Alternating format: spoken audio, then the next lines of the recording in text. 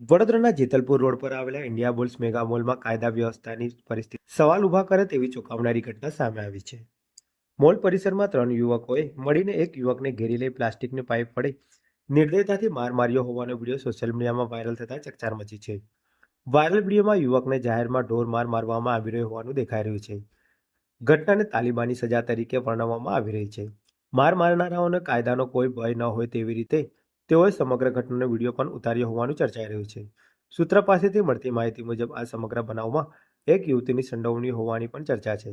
પ્રાથમિક માહિતી પ્રમાણે ભોગ બનનાર યુવક અને આરોપીઓ વચ્ચે કોઈ વ્યક્તિગત બાબતે વિવાદ થયો હોવાનું મનાય છે.